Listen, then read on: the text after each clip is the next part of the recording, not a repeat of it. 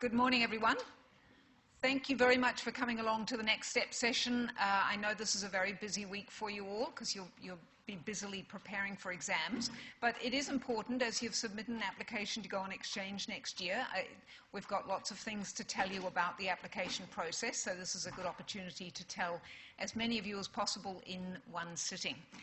My name is Jan McCrary and I manage UQ Abroad, and I wanted to introduce you today to the UQ Abroad advisors who will be looking after your applications.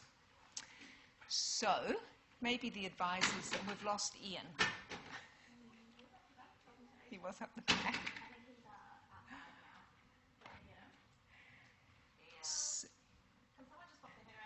Oh. Ian, do you want to come down?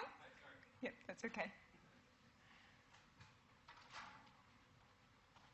Okay, so I'll start with Caroline Thompson. She's our team leader, and she looks after students going to Europe and Latin America. I also want to say that we've all been through this experience as well. We've all studied, worked, lived overseas. So Caroline has been on exchange herself to Sciences Po not too long ago. So she'll be looking after your application if you're going to Europe or Latin America. Ian Glidden has just joined us this week. He's our exchange advisor for Asia and England. And Ian actually went on exchange to Japan through UQ Abroad a number of years ago and went back to Japan. Yeah, I ended up working at the university I went on exchange for, and I've just come back from Japan, working at the university for about 2.5 to 3 years. So you start speaking in Japanese to you. Still in Japanese. Yeah. I used to arrive back in the country on Saturday. I'm still sort of getting back into English mode. Excuse me if I make any mistakes. Okay, and Eunice Isidro, she looks after students going to Canada, Ireland, Israel, New Zealand, Scotland, and South Africa. And Eunice has been on exchange to HEC Montreal and also on a short term to Europe, to Germany. Yeah. And last but not least, Etty Perinas, also an exchange advisor looking after students going to the US and Scandinavia. And Etty also went through UQ Abroad a number of years ago and did an exchange at Yonsei University in Korea. So as you can see, we've all been there, done that, and so we have a pretty good idea of how you're feeling right now, having completed an application with the anticipation of going on exchange next semester. So these are your advisors, and they'll be working closely with you over the coming months. Thank you very much. So just to give you a broad idea of how many people have applied and where they've applied to. So we have 2 of these Next Step sessions. So hopefully we'll have a few more people at the next one. We've got almost 470 applications, which is about standard for the semester, a little bit down than usual. 21% of you are planning on going to Europe, 6% to Scandinavia, 35% to USA and Canada, 22% to the UK and Ireland, 13% to Asia, 1.3% to Latin America. Anyone here going to Mexico, Peru, Colombia? No? And 3 people are going to New Zealand, Africa, and the Middle East. So there you go. That gives you an idea of where people are going. So we ask you to sit in your regions at the very beginning so that you can start to get to know people who are probably going to the same, if not the same university, at least the same country or region as you're planning on going to. So I'll continue with the presentation now. So first of all, communicating with UQ Abroad. It's really important that your communications to us are clear so that we can communicate to you as quickly and efficiently as possible. Please send any emails that you might have at this stage to uqabroad@uq.edu.au. There's really no need, unless you have some burning questions, which hopefully we'll answer today, there's really no need for you to write to us straight away. I will go through the process of your application in a minute. So we only communicate with you to your UQ email. If you do not look at your UQ email, you always use a Gmail account or a Hotmail account, please make sure that you have routed your UQ email to the email that you most frequently use, because we only use your UQ email. If you don't look at that email, you will be missing out on important information. In your subject line, please be very clear with who you are. So what the subject of your query is, the host university that you're planning on going to, the semester, so semester 2, 2017, and also your student number. All of that information helps us identify who you are and helps us answer your question as quickly as possible. When you leave phone messages for us, it's really helpful to say your name and phone number very clearly. If we can't hear or understand who you are and how to contact you, we won't be able to. So please, I know that you know your phone number, but when you say it very quickly, sometimes we miss a number or we get a number incorrect, and it makes it more difficult to get in contact with you. At this time, please do not contact the host university that you hope to go to. You are not a student of that university, so it just confuses things if you start communicating with the host university at this time. All communication should be done through UQ Abroad. Also, it would help at this time if you joined UQ Abroad's Facebook group. This is a very large group of students who have either just recently returned from exchange or are currently on exchange, and the people who are on exchange might be able to answer your questions about accommodation or what it's like at the university that you plan to go to. Okay, so the application process. So you've hopefully been through the top 3. You've confirmed your eligibility, or you will be meeting our eligibility criteria by the end of the semester. You've done your research and you've chosen 3 possible host universities, and you've submitted your application and study plan by the appropriate deadline, which was Monday. From now on, I'll talk to you about the UQ Abroad assessment process. So we assess the application once grades are out, and then we will be notifying you of the status of your application. So applications are assessed once semester 2 results are final. So this year that happens to be, I think, on November 30th. So we have, as you've seen, about 470 applications to assess. So we won't be getting to you immediately, but we do try to communicate with all students by Christmas. So host university placements are based on first preference. So it is based on the number of places that we have available at those institutions. The exchange program is a reciprocal program, so that means the number of places available at our partner institutions are made available by the number of students coming here and vice versa. So if we have 5 students from the University of California coming here, then we can send 5 students there. We may not be able to send 6 students. So that's the way the numbers are determined. The places are organized according to cumulative GPA, so this involves the grade point average that you have for your current degree, or any courses that you've taken from a previous degree, or if you've transferred, and those grades from those previous courses are transferred over to your current program. If you have had a prior UQ Abroad experience, such you've been on exchange before, all the other students are considered for a particular location before you are. So just to give everybody an opportunity to go to some of the more popular institutions. As I've said, we do try to notify everybody by Christmas. If you have a deferred or supplementary exam to sit, then obviously that's going to delay the time that we can get back to you. So we will be sending study plans to the faculties for their assessment and approval once we've determined that you've met our criteria and that we can send you to, or we can nominate you to, the university that's your first preference, for which we have the study plans. Then we send those study plans to your faculty. Okay, often at this stage, students come and ask us whether they can change their first preference of their host university. So the simple answer is no. You've submitted an application, you should have done your research, you should have thought about all of this beforehand. However, it's no unless. So we have several unlesses. We do have some guaranteed travel grants that for universities that we really want to encourage students to go to. So the list of them is up there, and they're on our website. So Calgary, American University, University of Richmond, our partners in Thailand, University College Maastricht, University of Bergen, Gothenburg in Sweden, Pusan National University in South Korea, and University of Nottingham at Ningbo in China.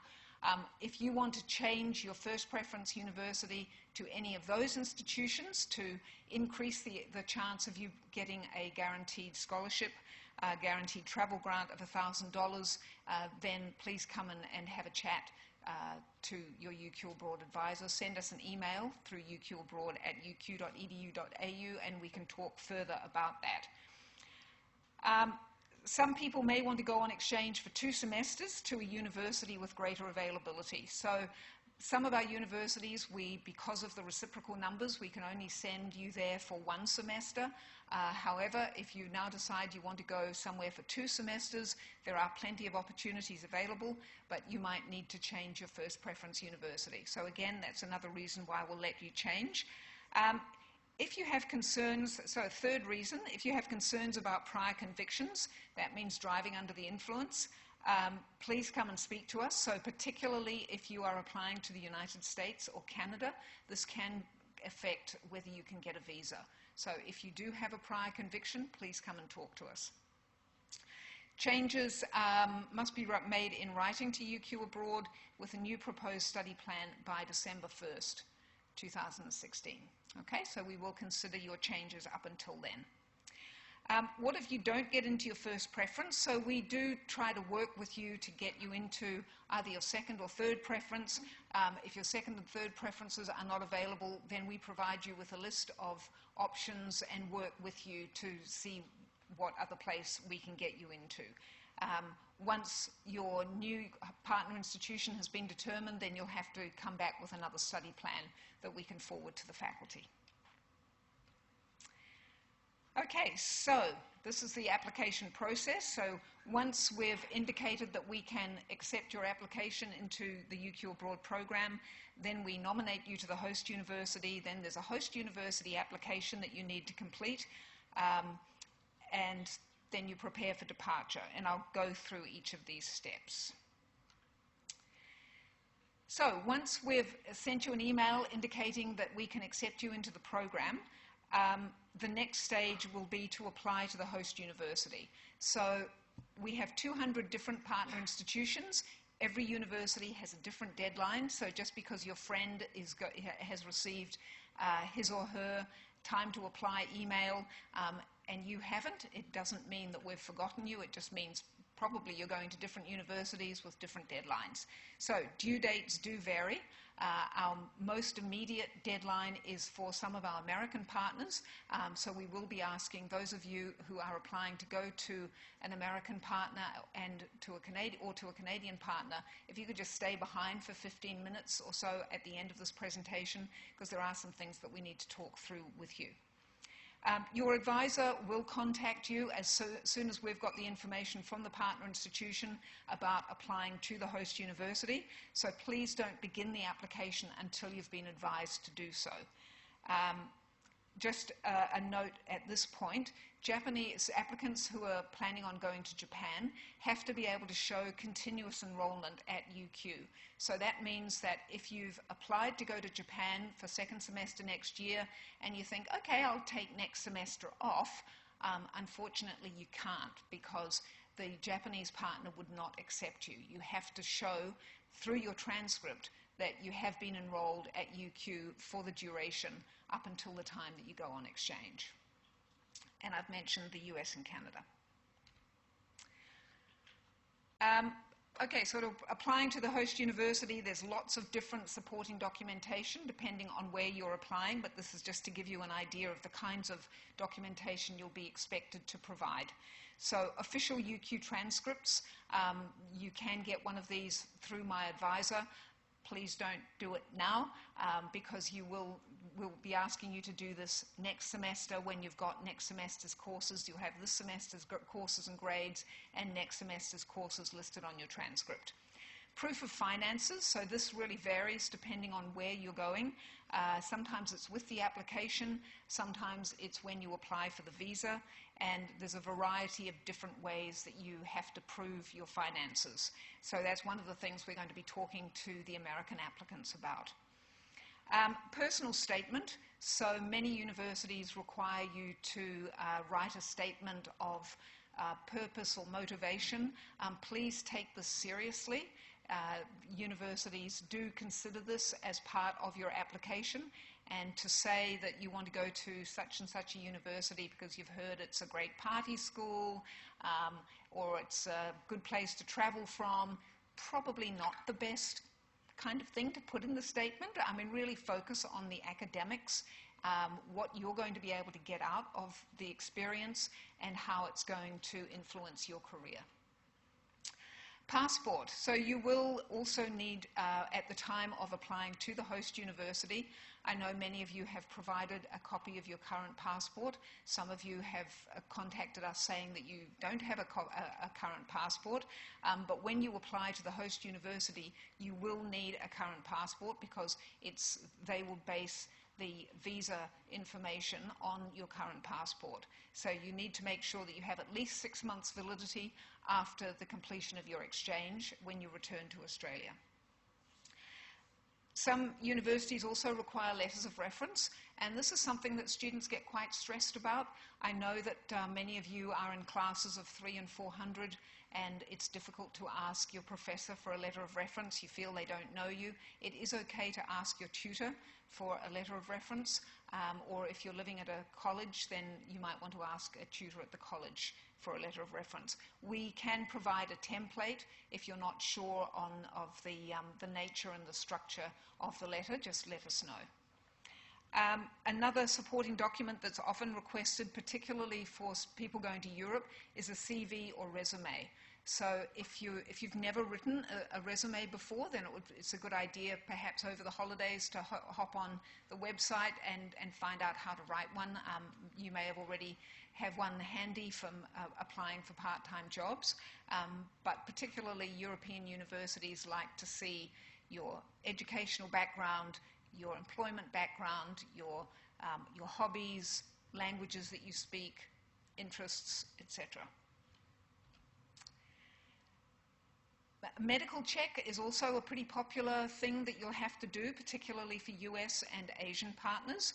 You may also need a vaccination record. So, for example, if you're applying to go to an American university and you're hoping to live on campus, say in a student dormitory, you won't be able to live in a student dormitory if you don't have a full vaccination record of all the vaccinations you should have had as a child. Either your doctor will have a record, or your parents, or you may have to get revaccinated if you can't find it. But don't do anything until you find out all of the requirements for the university that you're going to. Accommodation. So information about accommodation is provided by the host university, and the application for housing sometimes comes with the host application, or sometimes it comes once you've been accepted by the host university. You are responsible for making sure that you apply at the appropriate time so that you don't miss out on housing. And it's a good idea to research these different options by going on the testimonials on the UQ Abroad website. A lot of students will say, hey, I lived in this particular housing, it was a great experience, or I wouldn't recommend this particular dormitory. So and that's also something that you can ask people about on the UQ Abroad Facebook. So, very important, please do not start planning any travel or participation in short-term courses until you've got everything organized for your exchange. So you'll be finishing your semester here at the end of June. Many of you won't be starting until September or October, and everyone's going, great, it's a fantastic time to travel around Europe. Please don't organize anything. Please don't organize any family holidays or anything like that, because it takes quite a long time for acceptance letters to come back from the host universities, and you can't get a visa without an acceptance letter. So we often have some very stressed students waiting for all of that information, all of those documents to come through because they've organized something before their exchange, we are strongly advising you not to do so. So you need to have had your study plan approved by your faculty, you need to have been accepted by the host university, and you need to have your visa finalized and approved before planning anything. Getting accepted by the host university really varies. Again, out of the 200 different universities, some of them will send an acceptance letter very quickly, and others not until much later in the process. We really don't have any control over this process. Your advisor does work with the host universities and can let you know if there's been any kind of delay, but really we can't influence that in any way.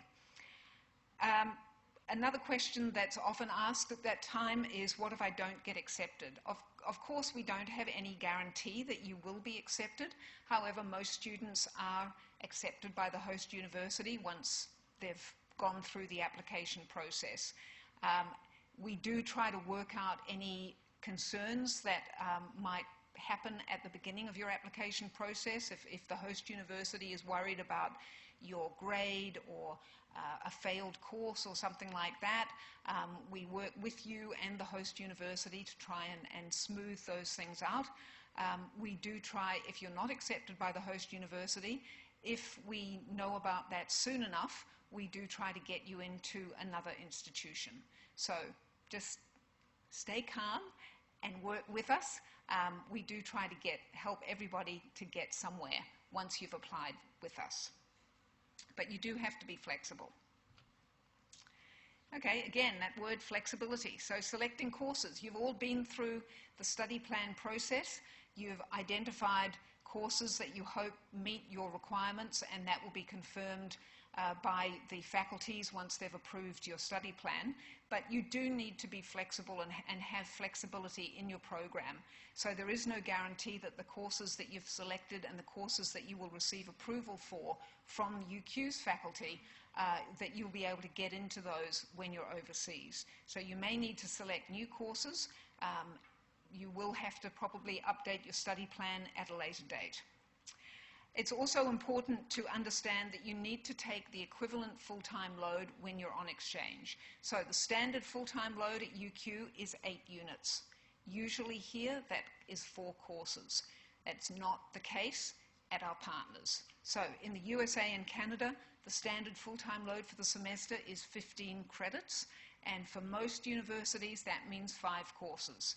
In the UK, a full-time load is 60 credits, and that can vary between 3 courses if all the courses are worth 20 credits each, up to 6 courses if your courses are worth 10 credits each. Europe, the standard full-time load is 30 ECTS, and those courses you could vary, and this includes Scandinavia.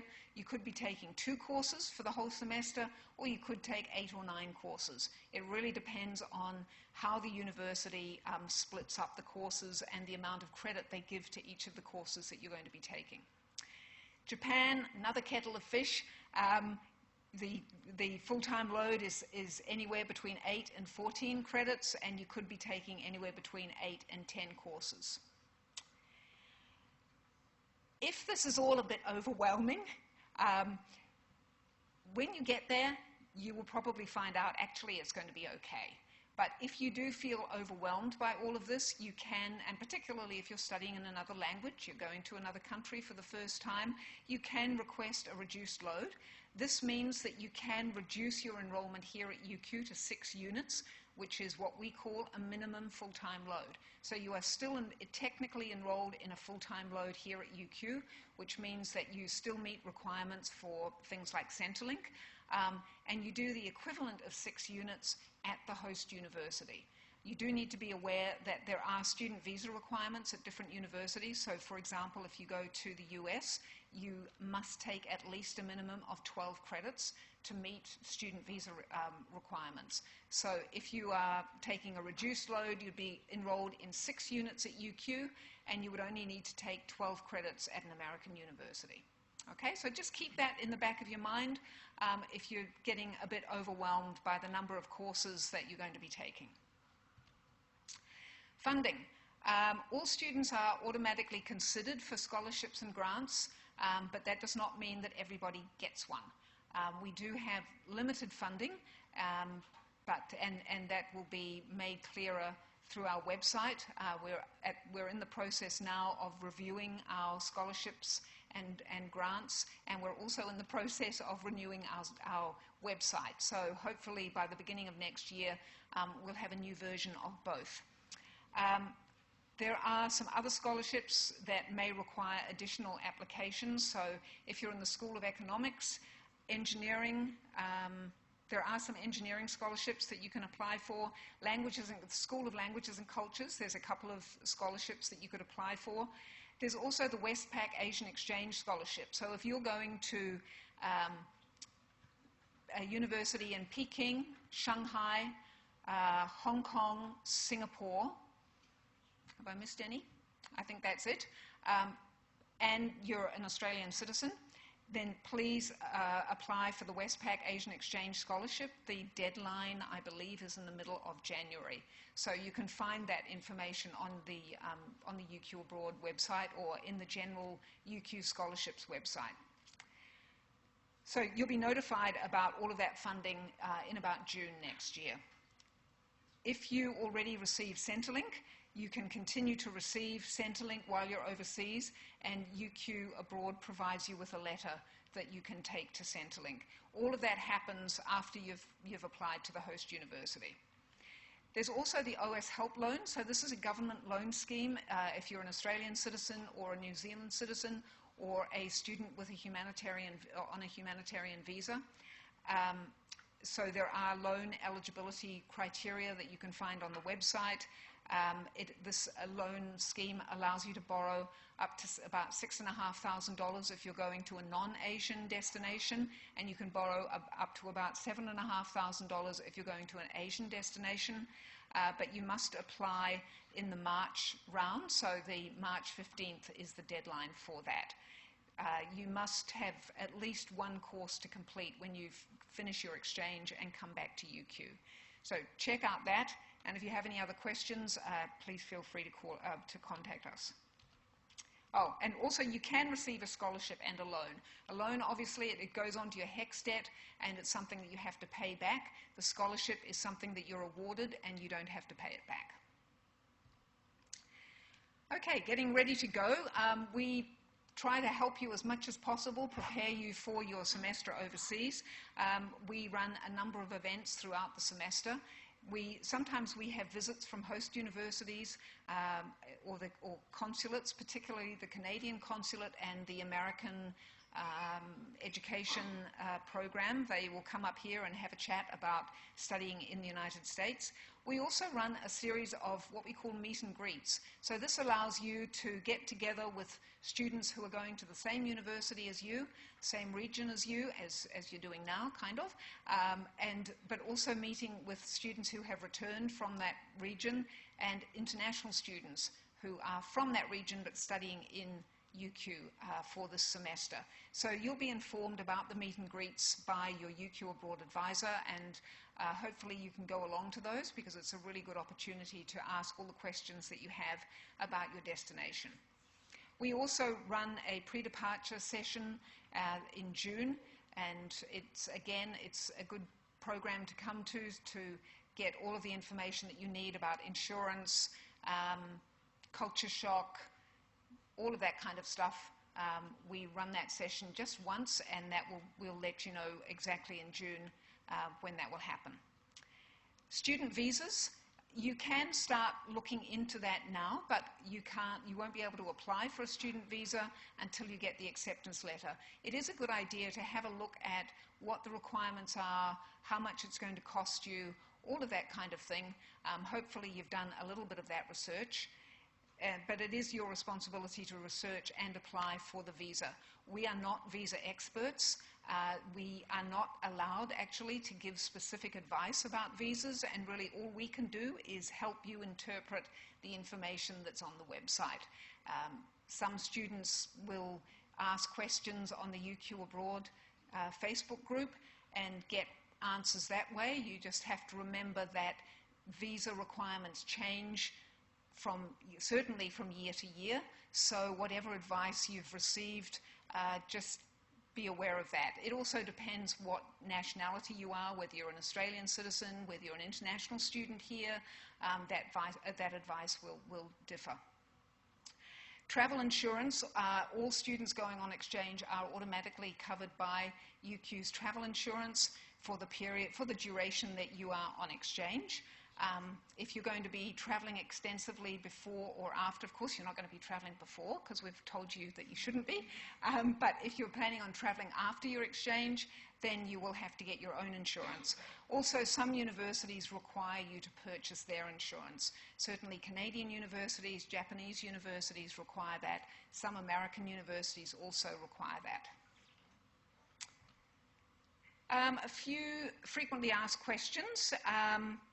Can you go on exchange in your last semester? Yes, you can, but you will delay your graduation. So most of you are going to universities in the Northern Hemisphere. You won't be finishing till at least Christmas, sometimes, in some cases, January. We won't be getting your transcript until sort of February, March, April even next year, the following year. When's that? 2018. So it really will delay your graduation if you're planning on graduating at the end of next year. So just be aware of that. Can you extend your exchange when you're overseas? The answer is no. If you want to go for 2 semesters, then you need to organize that before you leave. And we've talked about that already. So if you want to change your host institution, or you want to change the number of semesters for going on exchange, do that now rather than when you get overseas and you just go, wow, I'm having such a great time, I want to stay for another semester. Unfortunately, the answer will be no. Can you withdraw from exchange? Yes. At this point, there's no penalty. We don't penalize students by saying you can't ever apply again or anything like that. We understand that students change their mind, other things come up in your life, other opportunities come up, and that's fine. The later that you leave that withdrawal, you may have some kind of financial penalty from the host university. So say, for example, if you've already booked your accommodation at the host university, that would be between you and the host university to be able to get a refund on that. So if you have any concerns about going on exchange, if you're feeling a bit anxious about it, then please come and talk to us rather than just withdrawing without talking to us. Just a word for international students going on exchange. Of course, you can go on exchange. We've hopefully already talked to you and let you know that you're unable to go back to the country of your citizenship. And you also need to be aware, particularly if you're a master's student, that going on exchange will affect your temporary graduate visa, which you might be interested in getting after graduation. So that's just a word for the international students there. So find out more about the experience, read the testimonials on the UQ Abroad website. Feel free to contact return students, get on Facebook, have a chat with people. Anyone a member of the Quest Society? You know about Quest? Great. Quest is a fabulous society. It was started by returned UQ Abroad students, specifically to encourage incoming study abroad and exchange students to get involved in a variety of activities. I think they have about 600 or 700 student members every semester, and we work quite closely with them on a number of different activities. Which is this next one, being a campus tour guide. So when the incoming exchange students start next semester for O Week, we provide the campus tour guides, and this is a great opportunity for you to meet international exchange students. You'll be in their shoes in about 8 or 9 months, so it's a good chance for you to kind of pay back the friendship and the help that hopefully you'll be getting when you go overseas. So we will be contacting you about that, so it's an opportunity to get involved during O Week be a campus tour guide, show the new students around. So, final word of advice. There is a checklist that you can have a look at the UQ Abroad homepage. Please be flexible with everything. Your communication with us, please be respectful and patient. And please ask for help if you're feeling anxious about anything or feeling concerned. Do make sure that you do some research into your host university, the visa requirements, and also take responsibility. Please don't just sit back. We don't know that you're having concerns or questions. You need to reach out to us so that we can help you. So, unless anybody has questions, and I'm happy to answer some questions, you're free to go, but students who are applying to the US and Canada, if you could please stay behind, that would be great. Any questions, first of all? Yes? You said that some of the second semester ones don't start till October. Mm-hmm. With the approval of the other host university, would it be in before semester 2 starts? Because then how would you know that you have to complete semester 2 here? Does that make sense? Like if it doesn't get approved? Yep, it makes complete sense. So if your university is starting in October, would you get approval before the beginning of semester 2? Yeah. Caroline, because that refers mainly to German universities. Yeah, it's really the start date in October really is just the German universities. Most of the other universities around the world start in September, if not earlier. So it might not be relevant for you if you're doing the UK section, but for students from Germany it might be relevant. The host university acceptance probably won't come through until July, August. So you might not know until after semester has started here at UQ. So it's a risk that you need to weigh up about what you're willing to risk and consider your exchange. Okay, so the answer for the recording is that it's mainly the German universities that start in October. The acceptance letters don't come through until July, August, which would be after the UQ semester starts. So there is a bit of a risk involved that you may not get accepted, but you wouldn't be able to start the UQ semester.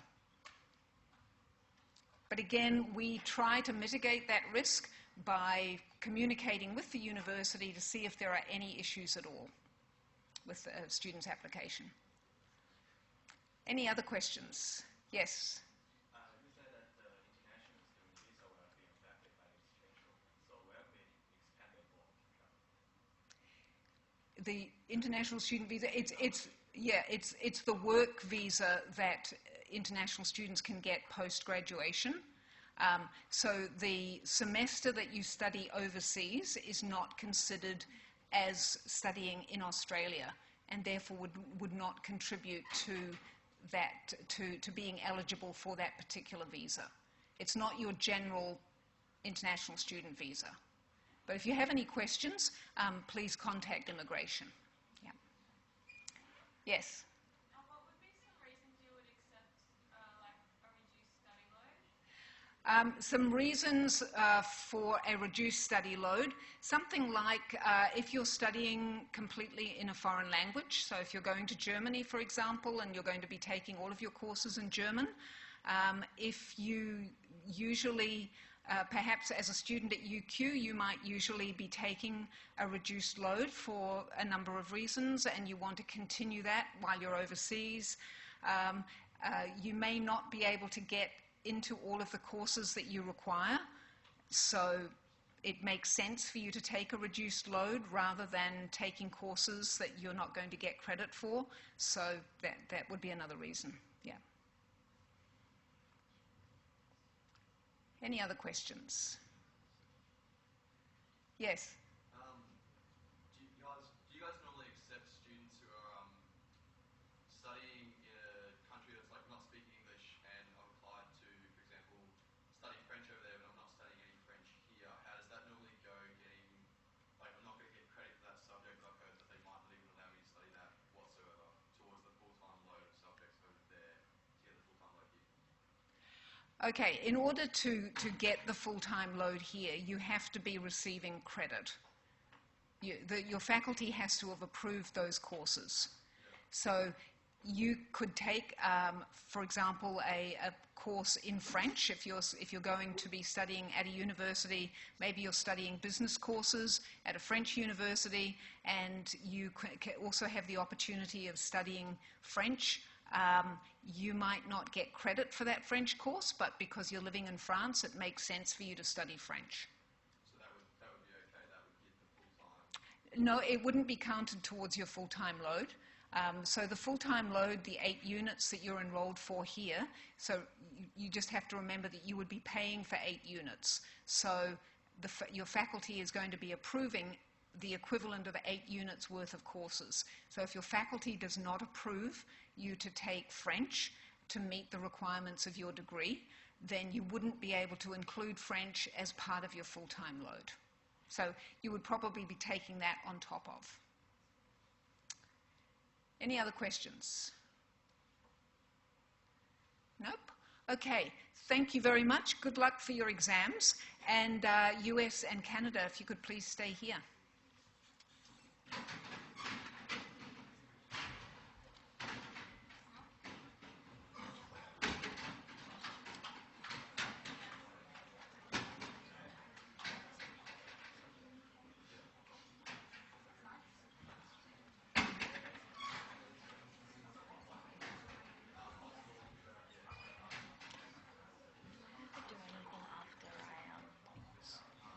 Okay.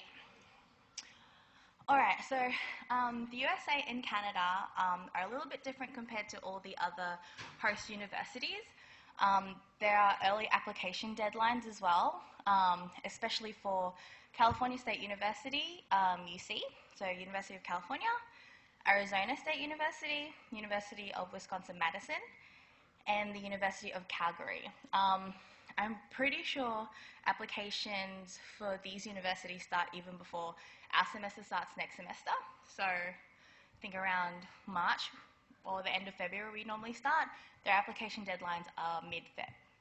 So if you have any outstanding exams or deferred exams, or if you're transferring credit, I suggest you might have to change your second preference, your first preference to your second, because they do affect your application. If you're traveling over the Christmas break, just make sure you check your UQ emails, especially for the above universities, and get power of attorney as well, just so we can tell the person that you nominate the information about your exchange as well. Okay? Late applications are not accepted. I think that's a given. And USA application documents do take time. It depends on the university, but some still can only accept paper applications. Some are online. Most of them are online, which is good now, but they do take time. You have to show a proof of finances. So depending on what university, it should be about $8,000 to $15,000 US dollars per semester. It will state the requirements on your application documents anyway. It has to be original document only, so bank statements or a letter from the bank, from yourself or your sponsor. So if you are nominating your parents' account, you'll need that. You'll also need to do a personal statement depending on the university. Letters of recommendation, so like Jan said, can be from a tutor or your professor, and that's required at the time of application. Upper division prerequisites. So you must show proof of completion of these prerequisites. So either the transcript, I think it is just transcript involved. UC are really strict when it comes to this, and you'll need to show these prerequisites during the time of application. Just double check with that link. If you don't meet these prerequisites as well, you'll need to maybe change your first preference or choose other courses. The programs are restricted, so with the UQ Abroad page you'd probably see there's the fields of study that are available, and then below that will be the restricted fields of study. So maximum flexibility due to impacted majors, so a lot of the popular courses or popular majors you still need some flexibility in your program because you might not be able to get in those courses. You shouldn't expect to enroll in a full semester of courses in one department as well.